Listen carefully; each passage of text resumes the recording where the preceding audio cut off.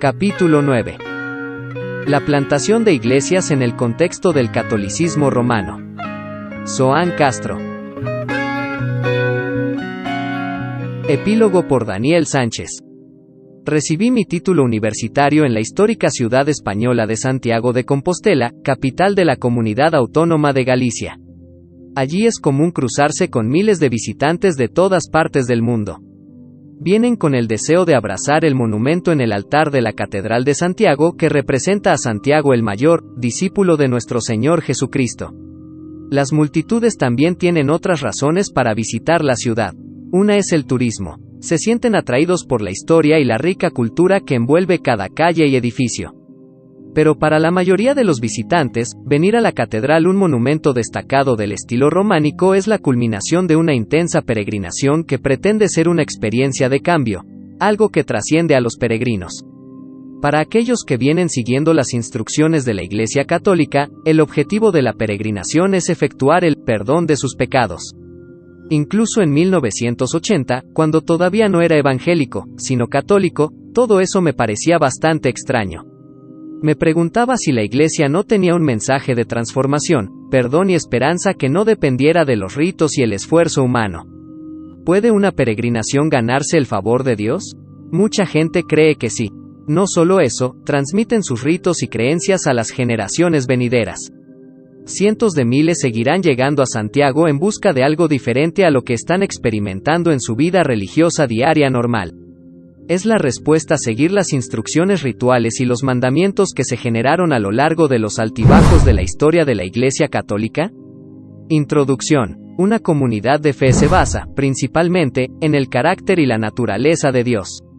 Además, comprende su misión, su propósito para el mundo, y organiza su alcance para edificar a sus miembros e impactar al mundo de manera eficiente, siendo consciente del contexto en el que opera. Cuando se toman todos estos elementos en cuenta, esa congregación, esa iglesia, entiende que tiene sentido mirar hacia afuera. Saliendo, una comunidad de fe se convierte en luz para el mundo, sal para la tierra y ciudad imposible de esconder. Somos llamados a salir. Para responder efectivamente a ese llamado no podemos ignorar nuestro contexto. La cosmovisión dominante, en todos sus aspectos culturales, religiosos, económicos, geográficos y sociales. Según el misiólogo David G. Selgrave, comprender la cosmovisión, sistemas de creencias, de otra persona es el punto de partida para comunicar el Evangelio. Tenemos que comunicar la palabra de Dios de una manera que tenga sentido para aquellos que escuchan. Como se ha dicho muchas veces, en nuestra sociedad moderna en la que lo único permanente es el cambio constante, uno necesita comunicar el Evangelio inmutable de Dios de una manera relevante. A lo largo de este capítulo hablaremos, de manera respetuosa, pero fiel y clara, de la religión que tantos millones de personas profesan en el mundo. El catolicismo romano refleja con fuerza la cosmovisión de muchos de los países en los que nos esforzamos por promover el Evangelio del Reino de Dios a través de la plantación de nuevas iglesias saludables que beben de las aguas cristalinas de la palabra de Dios y hacen todo lo posible por no contaminarse con tradiciones humanas de cualquier naturaleza. Las iglesias sanas consideran al ser humano de manera holística y tratan de dar respuestas pertinentes a las preguntas y necesidades de las personas por las que murió el Hijo de Dios. Algunos datos sobre el catolicismo. El catolicismo es una religión que se originó en el cristianismo primitivo y reconoce al Papa en Roma como la autoridad espiritual suprema sobre todo el planeta. Se considera el único depositario de la doctrina fundada por Jesucristo y encomendada al apóstol Pedro. A lo largo de la historia, el catolicismo se ha extendido por todo el mundo. Una proporción particularmente alta de la población de los países del sureste de Europa ha sido católica durante muchos siglos, y esto es cierto también en las Américas desde la época colonial hasta el presente. Actualmente, se estima que hay más de 1.300 millones de creyentes católicos bautizados en todo el mundo. Estas son las principales características del catolicismo. La Iglesia Católica Romana se considera a sí misma como la única iglesia fundada por Cristo y encargada de difundir las enseñanzas cristianas en todo el mundo. Sus doctrinas fundamentales se encuentran en su credo. Tiene una jerarquía encabezada por el Papa en Roma y los cardenales, seguidos por el clero, obispos, curas y diáconos. La sede del catolicismo es el Vaticano en Roma. A partir de ahí la religión se promulga al resto del mundo. La Iglesia Católica afirma que su principal guía es la Biblia, junto con los concilios ecuménicos y las tradiciones jerárquicamente aprobadas. El principal rito católico es la misa, durante la cual el sacerdote realiza la Eucaristía. Se cree que, en el momento de la consagración del pan y el vino, estos elementos se convierten en el cuerpo y la sangre de Jesucristo, conocido como transubstanciación. La Iglesia Católica tiene una larga tradición de veneración de iconos y santos. María, la Madre de Jesús, es considerada Virgen Perpetua, es venerada y tratada con especial devoción. El catolicismo acepta la teología del purgatorio, un lugar donde las almas son purificadas de sus pecados después de la muerte y antes de que puedan entrar definitivamente al cielo. Los signos materiales que representan y otorgan la gracia espiritual a los seguidores del catolicismo son los 7 sacramentos: bautismo, confirmación, Eucaristía, penitencia, unción de los enfermos, orden sacerdotal y matrimonio. La práctica del celibato por parte del clero les prohíbe casarse y tener hijos. La historia del catolicismo. Los seguidores originales de Jesús de Nazaret comenzaron a difundir sus enseñanzas durante el siglo I de nuestra era. Es difícil precisar cuándo y cómo surgió el catolicismo. Poco a poco fueron apareciendo costumbres e interpretaciones teológicas diversas en ciertas comunidades locales, configurando ciertos rasgos de un catolicismo naciente. En el siglo II, Ignacio de Antioquía dio el nombre de catolicismo, que significa universal, a la religión de los seguidores de Cristo. Examinaremos las circunstancias de este periodo con un poco más de detalle. La Iglesia bajo el dominio romano. Durante sus inicios, el cristianismo existió en relativa paz bajo Roma debido a la protección oficial que se le concedió al judaísmo. Durante este tiempo, las autoridades romanas consideraban la nueva religión como una pequeña secta dentro de la antigua fe de Israel. Sin embargo, como vemos en el libro de los Hechos, los seguidores de Jesús, como se les llamaba, enfrentaron una oposición significativa por parte del clero judío. La destrucción de Jerusalén en el año 70 después de Cristo fue el primer punto de inflexión en la historia de la Iglesia porque fue entonces cuando fue expulsada del paraguas protector del judaísmo. Durante los siguientes 280 años, los seguidores de Cristo fueron perseguidos y terriblemente castigados. Al principio de este periodo, la persecución no siempre ocurrió en todo el Imperio Romano. La mayor parte fue local, impulsada por funcionarios provinciales. Más tarde, la persecución se realizó en todo el imperio. Estos fueron tiempos violentos y miles de cristianos fueron torturados y asesinados de forma horrible y cruel. Este periodo histórico es un convincente contrapunto a la afirmación de muchas personas de que Jesús era solo un fraude. A partir de la tradición y los datos históricos, está claro que quienes lo conocían estaban dispuestos a morir por lo que creían que era. Esta es solamente una lista parcial. Pablo fue encarcelado bajo el gobierno de Nerón y luego decapitado en Roma. Santiago, hermano de Juan, fue decapitado por Herodes, Hechos capítulo 12 versículo 2. Tomás llegó a la India, donde fue asesinado por una flecha. Simón Pedro fue crucificado, según Jerónimo, boca abajo en Roma durante el reinado de Nerón. Simón el Celote predicó por todo el norte de África y fue crucificado.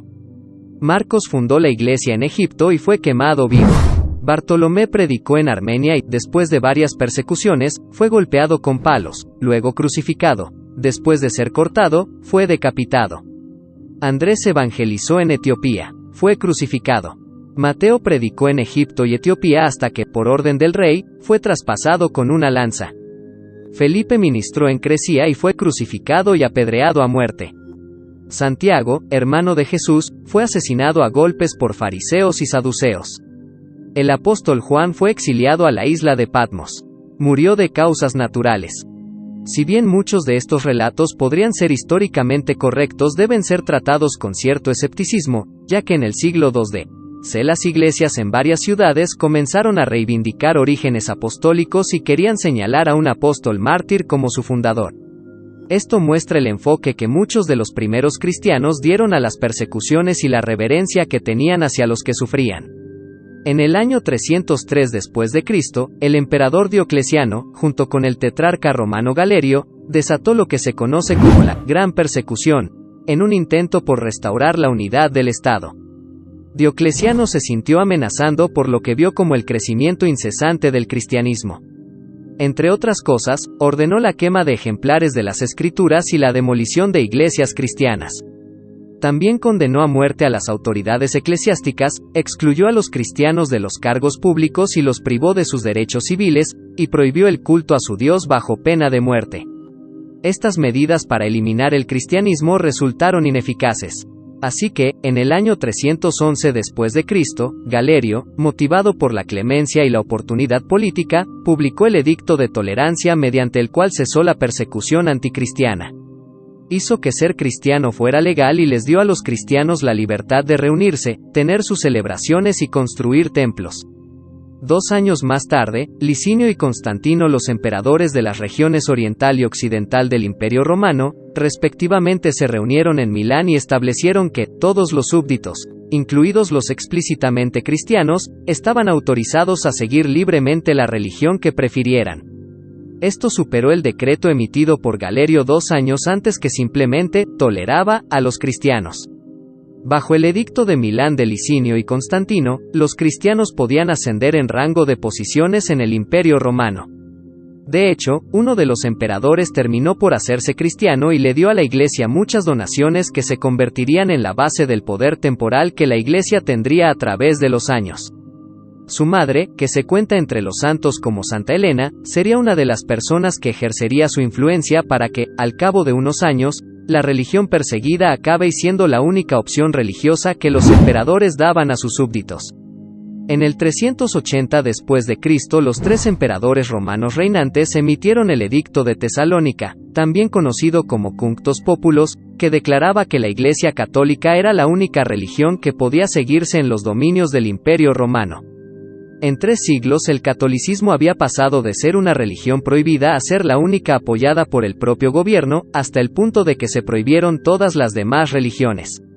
El ascenso de los papas. Constantino y sus sucesores dieron su apoyo al obispo de Roma como gobernante supremo de la Iglesia.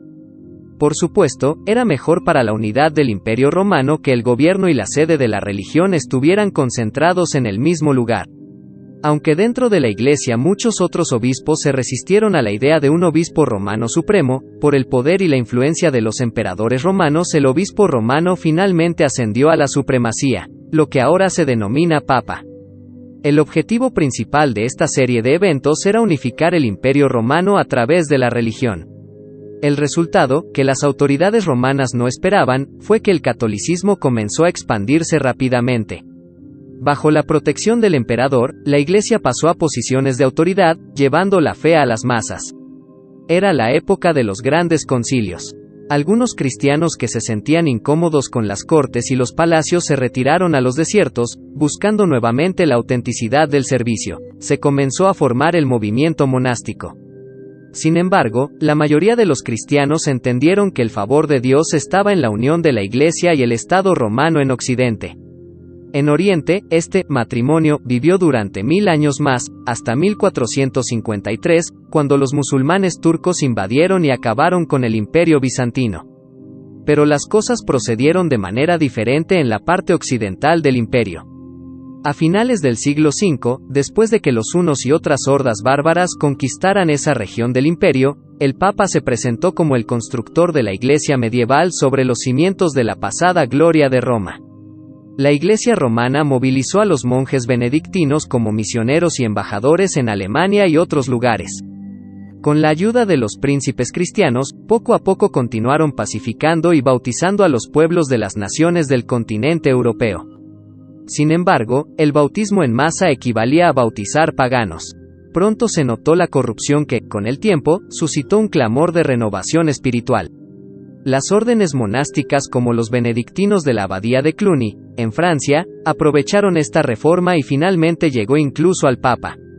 Gregorio VII fue el Papa reformador más importante. Con el tiempo, las cruzadas y la filosofía escolástica se convirtieron en testimonios de esta soberanía papal. Como dice el refrán, el poder corrompe y el poder absoluto corrompe absolutamente. La Iglesia ganó el mundo, conocido, pero perdió su alma. Después del siglo XII, los valdenses, los albigenses e incluso los franciscanos formaron una tendencia reformista constante. Muchos de ellos coincidieron en que en el Nuevo Testamento no se mencionan ciertas cosas que la Iglesia estaba enseñando. Por ejemplo, algunos de ellos cuestionaron la autoridad del Papa y la veneración o adoración de María. También cuestionaron la Inmaculada Concepción de María, la virginidad perpetua de María, la ascensión de María, o María como corredentora y mediadora. Las peticiones a los santos, la sucesión apostólica, los sacramentos, el bautismo de infantes, desde el punto de vista romano, la confesión de los pecados a un sacerdote, el purgatorio, las indulgencias o la autoridad paralela de la tradición eclesiástica y que las escrituras no siempre se practicaban con el mismo fervor. Sin embargo, varias de estas creencias continuaron incluso después de la Reforma. En medio de la batalla por el poder terrenal, en medio de la creciente evidencia de una religión estéril, en los siglos XIV y XV muchos cristianos volvieron a la Biblia en busca de una nueva visión y renovación. Durante la era de la colonización europea en los continentes americanos, la religión católica se impuso a los habitantes del Nuevo Mundo español. De esta manera el catolicismo logró expandirse, formando la religión con más adeptos en todo el mundo. Sin embargo, la Reforma estaba a la puerta. La exégesis medieval del catolicismo. A fines del siglo XV, cuando Martín Lutero sacudió al mundo, la Biblia había pasado a ser considerada, en palabras del escolástico Buenaventura, una jungla intrínseca en la que entrar es peligroso. Buenaventura, un fraile franciscano ascendido a cardenal, hizo esa declaración en el siglo XIII, y hasta el siglo XV las Sagradas Escrituras fueron consideradas por los católicos, y el mundo entero, como un libro confuso, oculto y difícil de entender. La creencia generalizada era que la interpretación de la Biblia solo podía ser realizada por la élite canónica y los teólogos al servicio del Papa. El distinguido teólogo y escritor español, el profesor José Grau, ayudó a clarificar la distorsión de la palabra de Dios que se realizó en la Edad Media, y también ayudó a entender la distorsión de las conclusiones de Martín Lutero y otros reformadores por parte de la Iglesia Católica. El profesor Grau dice que tanto Gregorio VII, quien fue papa de 1073 a 1085, como el papa Inocencio III, 1198 a 1216, enseñaron que las dos espadas mencionadas en Lucas capítulo 22 versículo 38 son símbolos importantes del poder del papa y el poder del rey, que pertenecen al pontífice en Roma, pero este concede una de ellas a los príncipes para que la usen según las instrucciones papales y al servicio de la Iglesia romana. Inocencio III también interpretó Deuteronomio 17 diciendo que, en el antiguo pacto, los judíos podían llevar casos judiciales difíciles a los sacerdotes levitas y tenían que someterse a la sentencia. Por una ligera interpolación, Inocencio III convirtió a los sacerdotes levitas en sumos sacerdotes de Roma e hizo decir al texto sagrado que quien no se sometiera a las decisiones del sumo pontífice sería condenado a muerte. Continuando con su argumento, Grau menciona que el Papa León X, 1513 a 1521, contemporáneo de Lutero, citó el mismo pasaje con la misma corrupción textual en una bula, decreto papal en la que se reconocía como sagrado el Libro de los Reyes, para demostrar que quien alguna vez desobedeciera al Papa estaba condenado a muerte. Inocencio III escribió al patriarca griego en Constantinopla: Cristo ha dado el gobierno sobre todo el mundo a los papas. Como prueba concluyente, agregó, Pedro en una ocasión caminó sobre las aguas que representaban a las naciones y, por lo tanto, sus sucesores tienen el mismo derecho de gobernar sobre todo el mundo, lo que incluye también la sede de los patriarcas griegos. Sumado a esto, tenemos la curiosa interpretación del Papa Bonifacio VIII, 1294 a 1303, sobre 1 Corintios 2:15 de la mañana, en el que Pablo escribe, el que es espiritual lo juzga todo. En su bula papal Unam Sanctam de 1302, Bonifacio VIII identificó al Papa como el hombre espiritual, y afirmó que él era el juez supremo sobre todas las naciones y reyes. Refiriéndose al anuncio de los profetas del Antiguo Testamento sobre el juicio de Dios, en el que hablaban de destrucción y desolación, Bonifacio VIII creyó que esto aludía al poder que Dios le había dado para destruir y desarraigar, según su voluntad, todos los que se opusieron a él en la Iglesia y el Estado. La proclamación del salmista de que el Mesías reinaría con vara de hierro fue tomada como prueba de la tarea y el derecho de los papas de establecer la Inquisición y sus penas capitales, sentencias de muerte. El profesor Krauss señala numerosos ejemplos de la justificación de diversos papas de la quema de brujas o hechiceros utilizando una curiosa exégesis medieval basada en las palabras de Jesús cuando dijo que todo el que no tiene comunión con él es un sarmiento malo de la vid que se ha secado y ya no sirve, hay que echarlo al fuego. Un último caso que conviene mencionar es el de la predicación sobre Apocalipsis capítulo 21 versículo 1 del cardenal Cayetano en el V Concilio de Letrán, 1512 a 1517, en vida de Martín Lutero. Cayetano identificó a la Jerusalén celestial como la Iglesia romana, la cual, argumentó, había descendido de los cielos y ya estaba siendo gobernada por el vicario de Cristo, el Papa.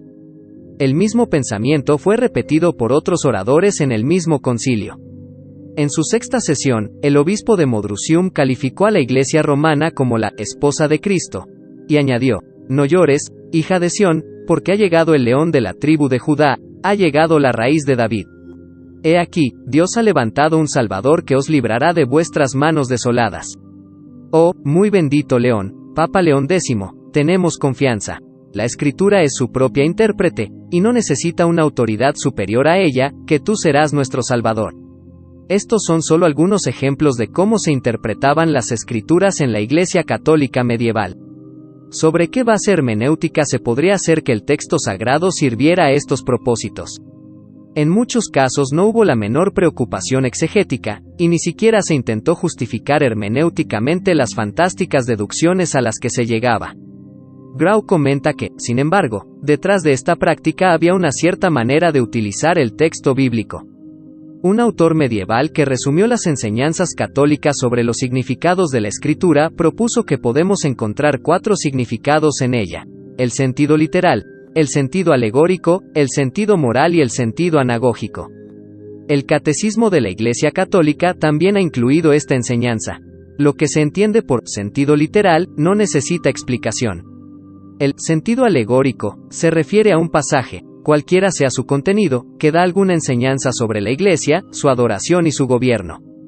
El sentido moral, o sentido tropológico, se entendía en la Edad Media como la explicación de un pasaje en relación con las cosas presentes. Por ejemplo, los pasajes del Levítico que hablan de sacrificios de animales se interpretaban como lecciones sobre la mortificación de la parte animal del hombre, el cuerpo y la penitencia en general. La última categoría, sentido anagógico, se refería a las últimas cosas: el cielo, el infierno y las delicias de los bienaventurados y los tormentos de los condenados. La Iglesia Católica y la Reforma Protestante. Lutero se opuso a esta forma de interpretar la Biblia. Él abogó por un sentido literal, histórico-gramatical, guiado por una mentalidad cristocéntrica. Con un lenguaje típicamente directo y colorista, Lutero comentó que esta hermenéutica de los 4 significados era como una nariz de cera, con la que uno podía hacer lo que quisiera. José Krau afirma que la hermenéutica científica de las Escrituras se inició con los reformadores, concretamente con Lutero. Construyeron a partir de los escritos de los llamados padres de la Iglesia antigua, como Crisóstomo, Basilio y otros. La Iglesia romana estaba imponiendo su propia palabra de autoridad político-eclesiástica en una interpretación que estaba lejos de ser correcta. En hermenéutica hablamos de un antes y un después de Lutero. Para todos los reformadores, Cristo es el centro y soberano de la Escritura. Y si para Jerónimo ignorar las Escrituras equivale a ignorar a Cristo, para los reformadores ignorar a Cristo es ignorar las Escrituras. Lutero no estaba interesado en juegos de palabras con los eruditos medievales. Afirmó y se sostuvo en una verdad fundamental de la fe cristiana: que nuestra confianza y seguridad no descansan en nada humano, sino en la revelación objetiva de Dios y la revelación objetiva de Cristo. De ahí su firmeza y su comparación con una roca inamovible. El método histórico gramatical y cristológico condujo al principio de que la Escritura es su propia intérprete y no tiene una autoridad superior a ella. No hay alguien más apto que Dios mismo para expresar a Dios y hacer que lo entiendan. Sería lo mismo que pedir que se enciendan velas para ayudar al sol. Cuando Lutero argumentó que las Escrituras interpretan las Escrituras, quiso decir que toda la Biblia constituye el intérprete de las partes de la Biblia que no pueden contradecirse entre sí y deben armonizar con el contenido general de la revelación. Por lo tanto, ninguna parte de la Escritura debe interpretarse de tal manera que distorsione la enseñanza de la totalidad en ningún punto. no basta con apoyarse en algunos versos aislados. Esto es lo que hacen algunas sectas, y es evidente también en la exégesis y la hermenéutica de la Iglesia católica medieval. Las etapas de la evolución del catolicismo. Siguiendo el pensamiento teológico de Leonardo de Chirico, pastor e historiador italiano de la Iglesia, podríamos enmarcar la historia de la Iglesia católica en 3 etapas. La Iglesia imperial, hasta mediados del siglo XVI. La primera etapa se puede llamar la Iglesia imperial. Como ya hemos mencionado, después del punto de inflexión de Constantino, el catolicismo se transformó rápidamente en un imperio religioso, forjado en el molde institucional del imperio e impulsado por una ideología imperial. De las cenizas del Imperio Romano, la Iglesia imperial se levantó con una estructura piramidal institucional que la envolvía en el lenguaje y los símbolos cristianos. La ortodoxia cristiana se amplió gradualmente en un intento de incorporar nuevas creencias y nuevas prácticas, algunas de las cuales contradicen la fe cristiana. El deseo de representar a toda la humanidad ha desplazado el punto de entrada de la Iglesia, que es la conversión a Cristo. En el catolicismo, en lugar de una conversión sincera a Cristo, el bautismo administrado por la Iglesia se convirtió en el punto de entrada. Se podría decir que se convirtió en una iglesia formada por personas bautizadas, no necesariamente creyentes.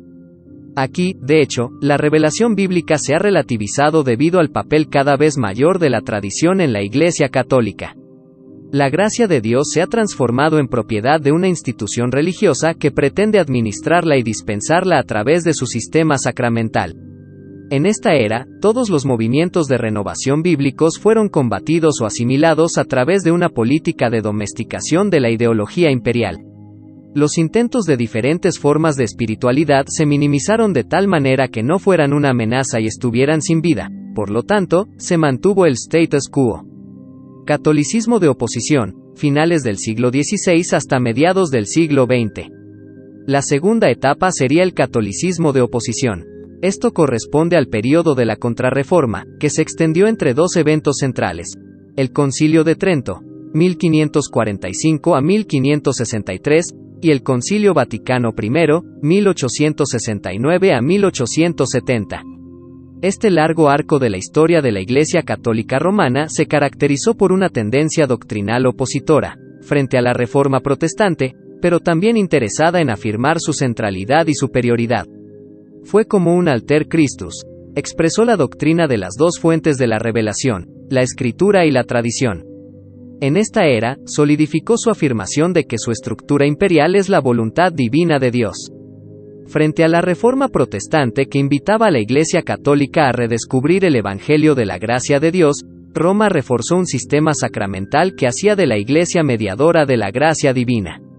La modernidad empujaba hacia una revisión de las prerrogativas de la Iglesia sobre la conciencia de las personas y de la sociedad. Para contrarrestar eso, Roma elevó a su principal institución, el papado, a un papel aún más acentuado, además de dogmatizar algunas creencias sobre María sin ningún tipo de sustento bíblico. Este reforzamiento de una identidad sólida condujo también a la expansión de los esfuerzos misioneros de la Iglesia Católica Romana y al desarrollo de algunas formas místicas y marianas de espiritualidad. Catolicismo compatible y cautivador, 1960 al presente. La tercera etapa sería la del catolicismo compatible y cautivador. El método de oposición llevó al catolicismo al aislamiento y a un papel marginal. El cambio se produjo con el Concilio Vaticano II, 1962 a 1965, comúnmente conocido como Vaticano II. Comenzó cuando, en lugar de salvaguardar a la Iglesia del mundo moderno, Roma cambió de estrategia, optando por asimilarse para penetrar en la cultura sin cambiar la esencia misma de la Iglesia. Esta adaptación no incluyó una verdadera reforma estructural, no hubo renuncia a la tradición. Se podría decir que implicaba sumas, pero no restas. Vendría a ser una postura diferente, un estilo nuevo, un lenguaje nuevo. Se movió hacia el liberalismo teológico, dejando espacio para una lectura crítica de la Biblia y para el surgimiento del universalismo. En otros sentidos, promovió el aprendizaje del lenguaje de la espiritualidad evangélica, como la música contemporánea y la relación personal con Cristo. En lo que respecta a la mariología, se promovieron tanto el tradicionalismo como el ecumenismo. Todo esto fue para presentar el catolicismo como amplio, aunque preservando las estructuras imperiales, jerárquicas y sacramentales, presentadas con discreción, pero definitivamente todavía presentes. Todo ello sustentado en la doctrina y eclesiología católica tradicional. En nuestra opinión, el Papa actual, Francisco, encarna el catolicismo del Vaticano II. Abierto al diálogo, misericordioso, agradable, pero sin pagar grandes costos en el terreno espiritual, teológico o dogmático. El marco imperial permanece, y también el de la contrarreforma de las eras anteriores, pero la Iglesia Católica se ha actualizado con los nuevos requisitos del mundo contemporáneo. Habla todos los idiomas: evangélico, ecuménico, interreligioso, secular y tradicional. Es importante señalar que logra conectar con todos, desde los laicos hasta los musulmanes, pasando por protestantes y evangélicos liberales. Sin embargo, esto plantea una pregunta: ¿la Iglesia Católica está realmente cerca de alguien? Parece más probable que la estrategia de la Iglesia en su intento de ser católica, Iglesia universal que lo abarca todo, sea hacer los arreglos y transigencias culturales necesarias para obtener el mayor número de adherentes a lo que ella considera que es la verdadera Iglesia apostólica. Conclusión. En este clima, algunos historiadores de la Iglesia afirman que, en términos prácticos, la Reforma ha terminado, porque ya no existe ningún catolicismo de oposición que rechace la Reforma. El catolicismo ha ampliado su síntesis y ha dado cabida también a las grandes preocupaciones de la Reforma, aunque recortando su carácter innovador y encaminado a dejarlas coexistir, cohabitar y vivir con otras exigencias que se oponen al Evangelio. En la superficie, la Iglesia Católica contemporánea parece haber abrazado el pluralismo, pero en el fondo sigue siendo romana y papal. ¿Puede la Iglesia de Roma ser renovada desde adentro? Entendemos que el Evangelio no puede ser considerado como una opción entre muchas. Debe ser un sí radical a la palabra de Dios que dice no a todas las formas de idolatría. ¿Puede cualquier iglesia estar automáticamente abierta a una multitud de ofertas? ¿O, si quiere ser iglesia, debe fundarse exclusivamente en el Evangelio bíblico? Para nosotros, la respuesta es obvia. Es importante enfatizar que lo que he escrito aquí sobre los aspectos institucionales y doctrinales de la Iglesia Católica Romana no se extiende necesariamente a todos los católicos como individuos. La gracia de Dios está obrando en hombres y mujeres que, aunque se consideran católicos, confían exclusivamente en el Señor, cultivan una relación personal con Él, leen la Biblia y viven como cristianos. Conozco un buen número de verdaderos creyentes que caen bajo esta definición. Sin embargo, se les debe animar a reflexionar sobre si su fe es compatible con la pertenencia a la Iglesia Católica. Ese fue mi propio camino cuando, como católico, busqué respuestas y sacié mi profunda sed espiritual. Aun teniendo en cuenta los cambios que se están notando en la Iglesia Católica hoy, aún tenemos la obligación de evangelizar a aquellos que aceptan los errores de la Iglesia y que en ella basan su esperanza de eternidad. Preguntas para la reflexión. 1. ¿En cuánto tiempo pasó el catolicismo de ser una religión perseguida a ser la única con el apoyo de las autoridades del Imperio Romano? 2. ¿Cuál era la creencia generalizada durante la Edad Media en relación con la interpretación de la Biblia? 3. Según el autor, ¿de qué forma el Papa Inocencio III convirtió a los sacerdotes levitas en sumos sacerdotes de Roma? 4. ¿Cuál fue la forma de interpretación bíblica que defendía Lutero? 5. ¿Cuáles son las 3 etapas de la evolución del catolicismo según Leonardo de Quirico? 6. ¿Qué diferencia hace el autor entre la Iglesia Católica como una institución y los individuos que son católicos? 7. ¿Cuál es la reflexión que al autor anima a hacer a los católicos que son verdaderos creyentes? Epílogo. Las mejores prácticas para la plantación de iglesias en el contexto del catolicismo romano. Daniel Sánchez. Hace algún tiempo, mientras conversaba con una católica romana sobre asuntos espirituales, ella preguntó: ¿cuál es la diferencia entre bautistas y católicos? Sonreí y le dije: hay diferencias significativas, pero ¿te parece bien si empezamos con las cosas que tenemos en común? Sí, eso estaría bien, respondió ella. Entonces procedí a preguntarle: ¿crees en Dios como el creador de los cielos y la tierra y nuestro creador? Sí, respondió ella, eso me lo enseñaron en el catecismo. Continué: ¿crees en el Espíritu Santo? Sí, por supuesto, respondió ella, lo afirmo que cada vez que hago la señal de la cruz, en el nombre del Padre, y del Hijo y del Espíritu Santo. Luego pregunté: ¿crees que Jesús es el Hijo de Dios, nacido de la Virgen María? Oh, sí, respondió ella, siempre he creído eso. Entonces procedí a preguntarle, ¿crees que Jesús murió en la cruz por los pecados de la humanidad? Ella respondió, sí, lo creo, y pienso en ello durante la Cuaresma y especialmente el Viernes Santo. Finalmente, le pregunté, ¿crees que Jesús murió en la cruz por tus pecados y si te arrepientes de tus pecados e invitas a Jesús a tu vida para que sea tu Salvador, Él perdonará tus pecados y te dará paz en tu corazón? ¿Estás completamente segura de que Él siempre está contigo y que cuando mueras vas a estar en el cielo con Él? Ella respondió, no he oído que me lo hayan explicado de esa manera antes.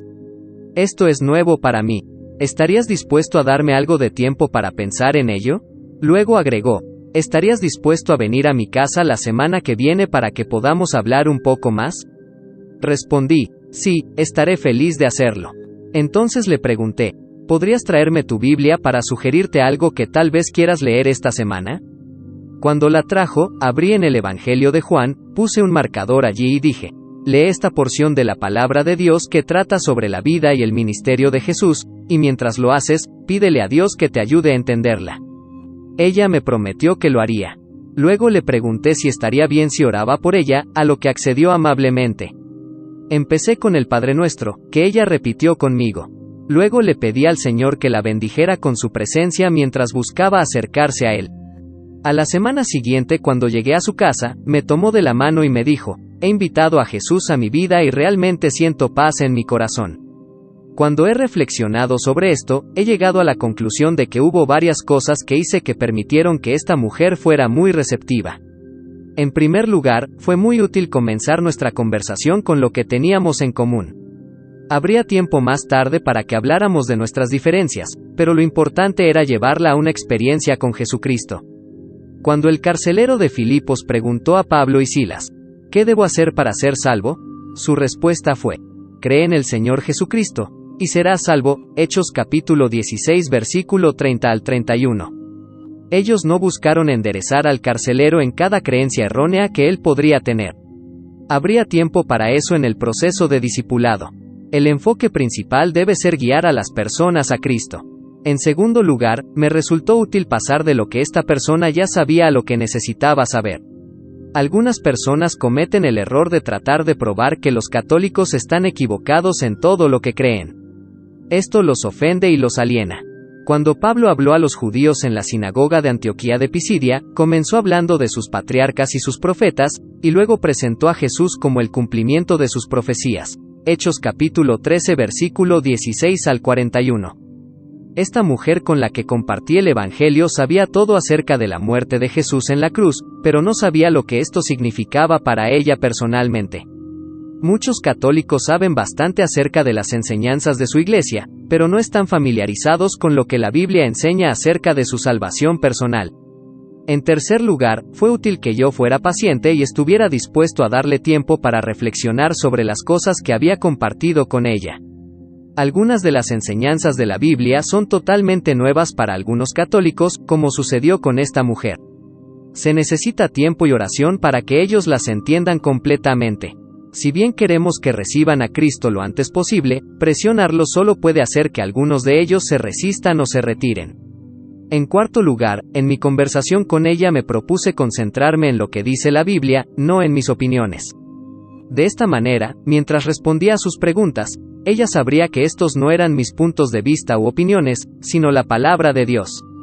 La Biblia dice, la fe es por el oír, y el oír, por la palabra de Dios. Romanos capítulo 10 versículo 17. A medida que buscamos permitir que nuestros queridos familiares y amigos católicos experimenten la salvación en Jesucristo, dos cosas nos ayudarán mucho. Saber lo que Jesús enseñó sobre la salvación y aprender de Jesús cómo compartir las buenas nuevas de salvación. En su diálogo con Nicodemo, que se encuentra en el tercer capítulo del Evangelio de Juan, encontramos lo que Jesús enseñó acerca de la salvación. Lo que Jesús enseñó sobre la salvación. En su diálogo con Nicodemo, Juan capítulo 3 versículo 1 al 21, Jesús enseñó verdades muy importantes sobre la naturaleza de la salvación. Es una experiencia espiritual. Jesús le enseñó a Nicodemo que la salvación es una experiencia espiritual. Él le dijo, os es necesario nacer de nuevo, versículo 7, y El que no naciere de agua y del Espíritu, no puede entrar en el reino de Dios, versículo 5. Es obvio que Nicodemo había tratado de ser una buena persona y había tratado muy diligentemente de practicar las enseñanzas religiosas de su fe. De hecho, él era un maestro de Israel, versículo 10. Sin embargo, no tenía una relación personal con Dios. Por eso Jesús le dijo que necesitaba tener una experiencia espiritual que transformaría tanto su vida que la única forma de describirlo es que había nacido de arriba, versículo 31. Como Nicodemo, muchos de nuestros queridos amigos católicos tienen conocimiento acerca de Dios, pero no han tenido una experiencia espiritual personal con Jesucristo. Como sucedió con Nicodemo, hay un vacío espiritual en sus vidas. Es un regalo de Dios. Jesús dijo que, de tal manera amó Dios al mundo, que ha dado a su Hijo unigénito. Juan capítulo 3 versículo 16. Algunos de nuestros amigos católicos sienten que tienen que hacer algo para merecer la salvación. Por eso se enfocan en hacer cosas buenas para ganar el favor de Dios. El apóstol Pablo enseña claramente en Efesios capítulo 2 versículo 8 al 9 que por gracia sois salvos por medio de la fe. Y esto no de vosotros, pues es don de Dios. La palabra gracia significa favor inmerecido. Esto significa que no merecemos el perdón de Dios, pero porque Él nos ama, nos ofrece la salvación. Por eso podemos afirmar que la salvación es un don. Se alcanza por la fe. Jesús enseñó que la salvación se alcanza a través de la fe. Él afirmó esto cuando dijo, para que todo aquel que en Él cree, no se pierda, mas tenga vida eterna, Juan capítulo 3 versículo 16. La Iglesia Católica enseña que la salvación se alcanza a través de la observancia de los sacramentos. Define un sacramento como un canal a través del cual se imparte la gracia. En otras palabras, la gracia se recibe cuando una persona recibe un sacramento. Cabe señalar que Jesús enseñó que la salvación se alcanza recibiendo el don de Dios, no participando en una serie de ritos religiosos. Una vez más, Jesús dijo, para que todo aquel que en Él cree, no se pierda, mas tenga vida eterna. Podemos tener seguridad acerca de la salvación. Jesús enseñó que podemos tener seguridad acerca de la salvación. Le mencionó esto a Nicodemo en Juan capítulo 3 versículo 18. El que en Él cree, no es condenado. Además, afirmó esto cuando dijo, de cierto os digo, el que oye mi palabra, y cree al que me envió, tiene vida eterna. Y no vendrá a condenación, mas ha pasado de muerte a vida. Juan capítulo 5 versículo 24. La Iglesia Católica no enseña la seguridad de la salvación. De hecho, enseña que incluso las personas muy comprometidas, los santos, no tenían la seguridad de que irían directamente al cielo cuando murieran. Como resultado de la ausencia de la seguridad en las enseñanzas de la Iglesia Católica, muchos de nuestros queridos amigos católicos pueden ser muy sinceros al participar en todos los rituales de su iglesia, incluidos los sacramentos, pero no tienen la seguridad de que irán al cielo cuando mueran. Por eso son tan buenas noticias para los católicos cuando escuchan el Evangelio de Jesucristo, que la salvación es una experiencia espiritual, que es un regalo de Dios, que se obtiene a través de la fe, y que pueden tener la completa seguridad de que irán al cielo cuando mueran. Hasta aquí nos hemos centrado en lo que Jesús enseñó sobre la salvación durante su diálogo con Nicodemo, una persona muy religiosa. En el próximo segmento vamos a describir cómo Jesús le testificó a la mujer samaritana, una persona que era nominalmente religiosa y cuyo estilo de vida reflejaba su necesidad de escuchar el mensaje del Evangelio. El modelo de Jesús. ¿Cómo podemos compartir las buenas nuevas de la salvación? El diálogo que Jesús tuvo con la mujer samaritana, Juan capítulo 4 versículo 4 al 26, revela maravillosas verdades acerca de Dios y también nos da un ejemplo de cómo las buenas nuevas de salvación pueden ser compartidas con nuestros queridos amigos y familiares católicos. Cultivar la amistad. Jesús cultivó una amistad. Esto es lo primero que encontramos en el diálogo de Jesús con la samaritana. Él hizo esto desviándose de su camino geográficamente. El versículo 4 dice que le era necesario pasar por Samaria.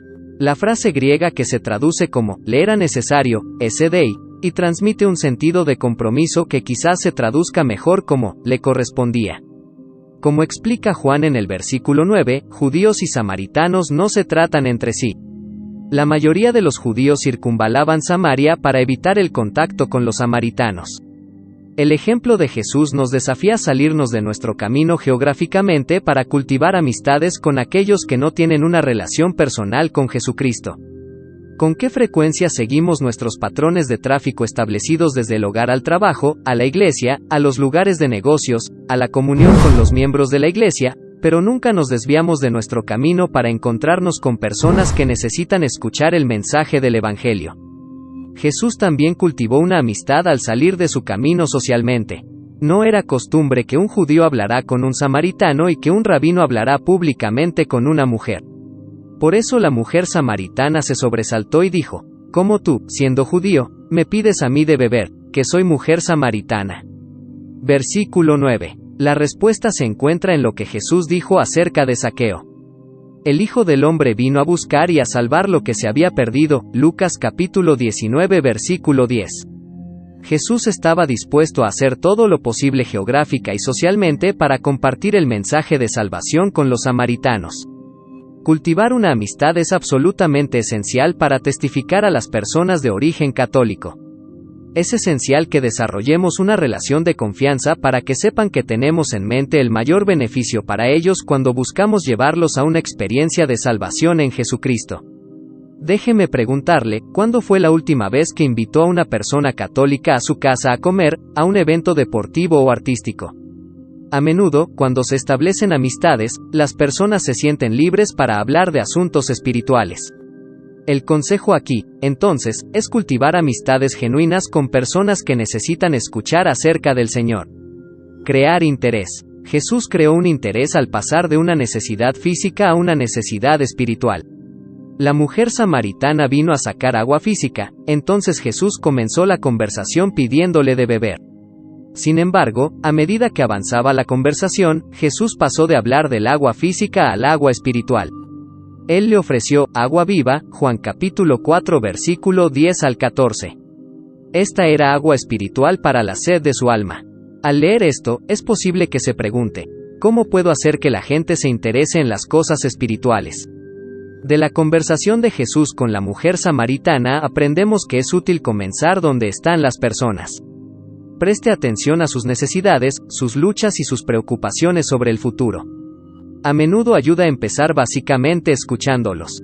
Luego compartimos nuestro testimonio de cómo llegamos a tener una experiencia personal de salvación y cómo esto nos ayuda a tener un sentido de paz en nuestros corazones sobre nuestro futuro eterno, y una seguridad de que el Señor está con nosotros en cada experiencia que enfrentamos en esta vida. Otra forma de crear interés es orar con y por nuestros parientes y amigos católicos. Durante mis días como estudiante de seminario, estaba iniciando una iglesia en un pueblo cercano. Un sábado por la mañana, cuando llamé a una puerta, salió una mujer. Empecé diciendo: soy Daniel Sánchez, pastor de la nueva iglesia bautista. Soy católica, interrumpió. Sonreí y dije: sé que eres católica y quiero compartir contigo que estamos orando en nuestra iglesia por tus 2 hijos que están sirviendo en el ejército en una guerra en el extranjero. Luego preguntó: ¿estás orando por mis hijos en tu iglesia? Cuando le dije que sí, me invitó a pasar a su sala, donde conversamos un rato sobre la preocupación relacionada con sus hijos. Antes de irme, le pregunté: ¿estaría bien si oro por tus hijos?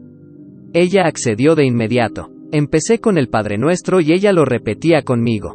Luego pasé a orar específicamente por sus hijos, que el Señor los protegiera y estuviera con su madre que estaba tan preocupada por ellos.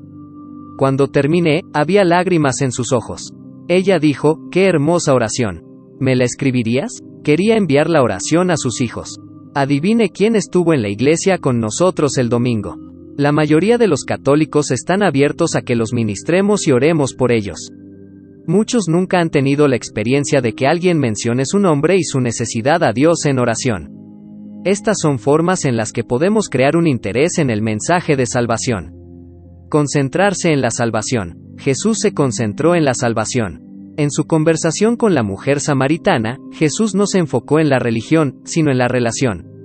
Cuando ella le preguntó a Jesús dónde debería adorar la gente, Juan capítulo 4 versículo 19 al 24, él podría haber entrado en una larga discusión refutando las prácticas religiosas de la religión samaritana. Por ejemplo, los samaritanos afirmaban que Abraham había ofrecido a su hijo Isaac en su monte, Gerizim. Estaban equivocados. fue en el monte Moria en Jerusalén. Pero Jesús no pasó su tiempo hablando sobre religión, en cambio, se centró en la relación. Él dijo: la hora viene cuando ni en este monte ni en Jerusalén adoraréis al Padre, versículo 21. Luego explicó que la verdadera adoración se basa en una relación adecuada con Dios.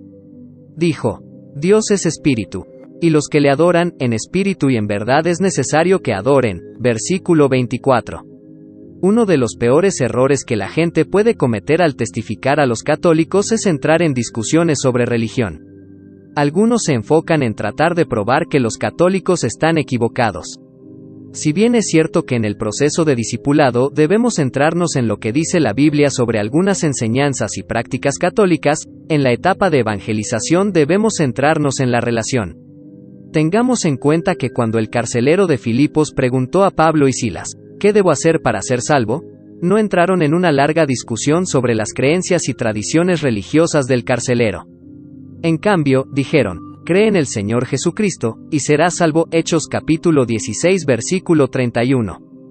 Como señalé anteriormente, respondí a la mujer que me preguntó sobre las diferencias entre evangélicos y católicos enfocándome en lo que teníamos en común y rápidamente pasé de ahí a su relación con Jesucristo como su Salvador personal. Recuerde, no se centre en la religión, sino en la relación.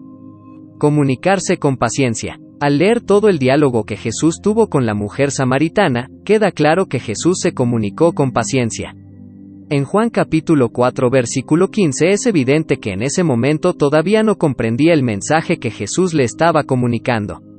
Cuando ella dijo: dame esa agua, para que no tenga yo sed, ni venga aquí a sacarla, todavía estaba pensando en el agua física. Esto fue después de que Jesús le hablará sobre el agua que sería una fuente de agua que salte para vida eterna, versículo 14. En lugar de impacientarse, Jesús continuó compartiendo el mensaje de salvación con paciencia. La manera en que la mujer samaritana se refirió a Jesús durante su conversación revela cómo ella estaba llegando progresivamente a una comprensión más clara de quién era Jesús. Primero, se refirió a él como judío, versículo 9. Esto indica que ella lo percibía como miembro de una raza que odiaba a los samaritanos. El hecho de que ella se sobresaltara porque él le habló indica que había una distancia social y religiosa. Pero al poco tiempo ella se dirigió a él como Señor, versículo 11. Esto indica que estaba comenzando a desarrollar un sentido de respeto por este extraño que le hablaba. En el versículo 19, ella se refiere a él como profeta, versículo 19.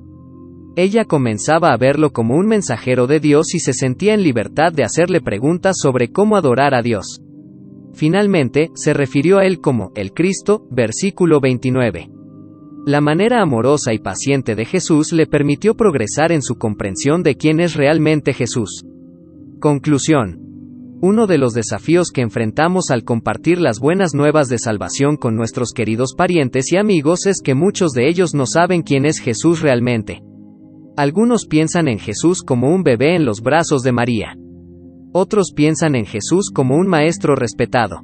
Aún otros piensan en Jesús como un Cristo muerto, como se representa en los crucifijos que los católicos usan alrededor de sus cuellos. Para algunos, la temporada de Cuaresma, y especialmente el Viernes Santo, son momentos especiales en los que conmemoran la muerte de Jesús. En algunos países hay procesiones religiosas en las que se llevan estatuas de Cristo en la cruz. La dimensión muy triste de esto es que no han llegado al punto de tener una relación con el Cristo vivo. No tienen la seguridad de que sus pecados han sido perdonados, no tienen la presencia del Cristo vivo cuando pasan por las pruebas de la vida, y no están seguros de a dónde van a ir cuando su vida en la tierra haya llegado a su fin. Esto debería motivarnos a tener un profundo sentido de compasión por nuestros queridos parientes, amigos y vecinos que no pueden cantar con los redimidos. Porque Él vive, puedo enfrentar el mañana. Porque Él vive, todo temor se ha ido. Porque sé que Él tiene el poder futuro, y la vida vale la pena vivirla simplemente porque Él vive. ¿Cómo podemos llevarlos a tener esta seguridad acerca de su destino eterno?